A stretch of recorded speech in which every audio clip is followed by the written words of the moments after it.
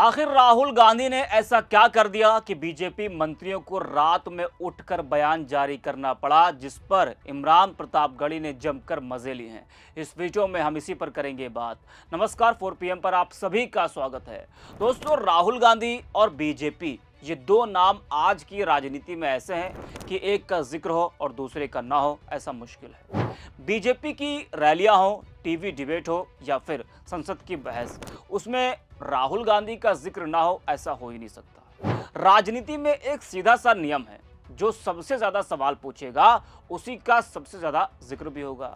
तो विपक्ष इस समय यही कर रहा है। वो मजबूत स्थिति में है, डटकर सत्ता पक्ष का सामना करता है, तीखे सवाल कर रहा है और इसीलिए राहुल गांधी को संसद में बोलने से रोका भी जा रहा है। अब दोस्तों, राहुल गांधी ने संसद परिसर में देश भर के किसान संगठनों के नेताओं के साथ एक अचानक अहम बैठक की और इस बैठक ने राजनीतिक हलकों में हलचल बढ़ा दी।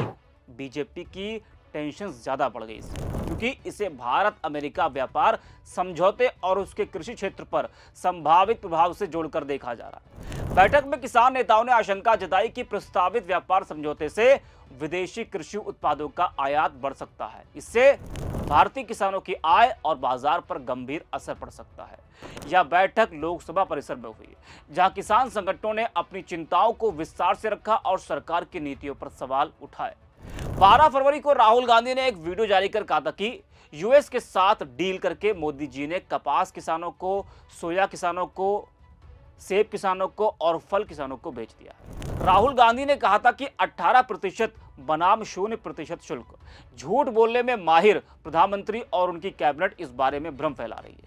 किस तरह से वे भारत अमेरिका व्यापार समझौते से देश के कपास उत्पादकों और वस्त्र निर्यातकों को धोखा दे रहे हैं। राहुल ने बयान के साथ एक्स पर लिखा था कि FIR हो, मुकदमा दर्ज हो या प्रिविलेज प्रस्ताव लाएं, मैं किसानों के लिए लड़ूंगा। जो भी ट्रेड डील किसानों की रोजी रोटी छीने या देश की खाद्य सुरक्षा को कमजोर करे, वह किसान विरोधी है। अन्नदाताओं के हितों से किसान विरोधी मोदी सरकार को समझौता नहीं करने देंगे। और इसी वीडियो के बाद कल उन्होंने अचानक किसानों से मुलाकात की, जिससे बीजेपी की चिंता बढ़ गई है। अब राहुल के बयान के बाद बीजेपी मंत्रियों को रात में उठकर अपनी नींद खराब करनी पड़ी, बयान जारी करना पड़ा।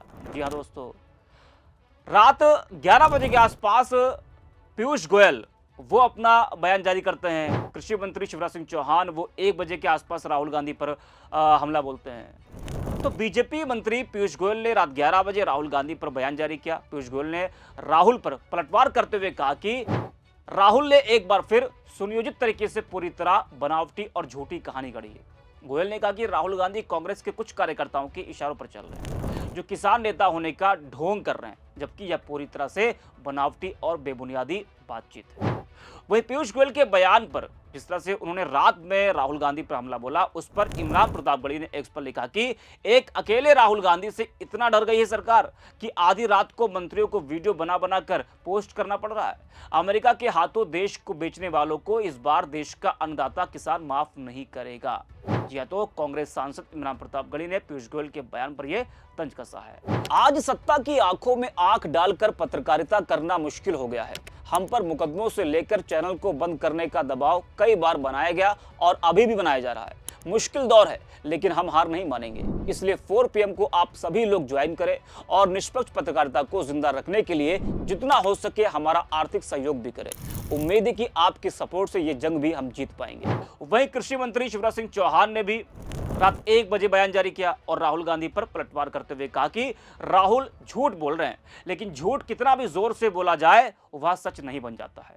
सच आखिरकार सामने आ ही जाता है। जरा आप भी सुनिए शिवराज सिंह चौहान को। राहुल गांधी लगातार झूठ बोल रहे हैं, बार बार बोल रहे हैं, बेशर्मी से झूठ बोल रहे हैं और वीडियो से भी उनका झूठ साफ नजर आता है। झूठ बोलकर किसानों को गुमराह करने की असफल कोशिश कर रहे हैं,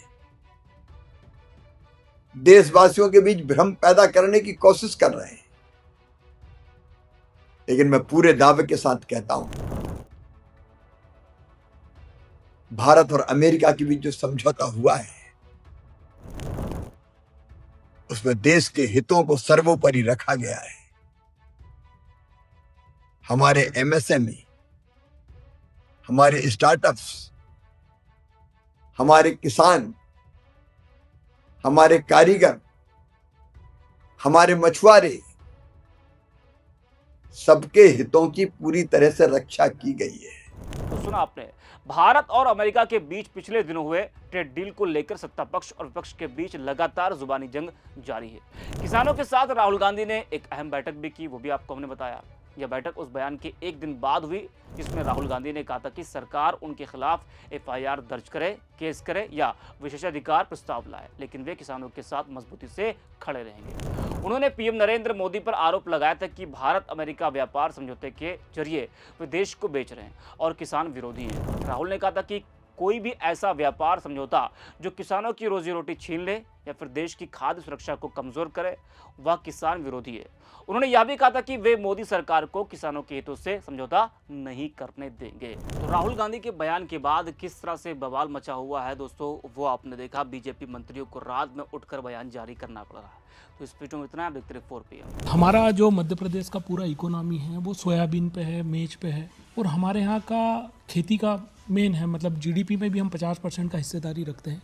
अभी जिस दिन से डील का बातचीत हुआ है, जो 5800 रुपया 5800 रुपया सोयाबीन था पर क्विंटल, वो डाउन हो गया 12 से 15%। अभी 5100 रुपये में मतलब नीचे आ गया है।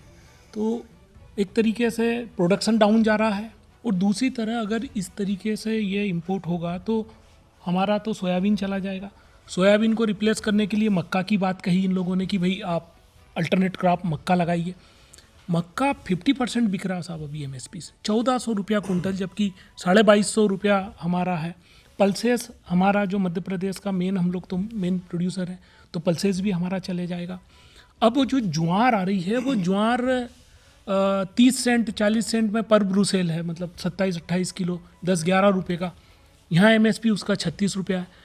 तो जितना भी केटल फीड के लिए जो हमारा सेकेंडरी जो जाता है वो पूरा चला जाएगा, तो हमारा बर्बाद हो जाएगा। जो हमारा वालनट इंडस्ट्रीज़ है वो तकरीबन प्रोड्यूस 90% ऑफ इंडिया को जो ज़रूरत पड़ती है 90% करता है, जो कि 2 से 3 मिलियन टन्स करता है। तो इसी तरह एप्पल तो 80% हम प्रोड्यूस करते हैं पूरे इंडिया के लिए, तो तकरीबन 25 से 30 मेट्रिक टन्स जो टोटल है। तो मगर क्या होगा कि पहले ही अफ़गानिस्तान से, चाइना से, कैलिफोर्निया से वालनट्स आते हैं, तो हमारा डिक्लाइन हो रहा है। 30% तो हम डिक्लाइन हो गए, तो अब जो और आएगा तो उससे टोटल हमारा जो वालनट इंडस्ट्री है वो तबाह हो जाएगा। एप्पल ऑलरेडी ईरान से पहले भी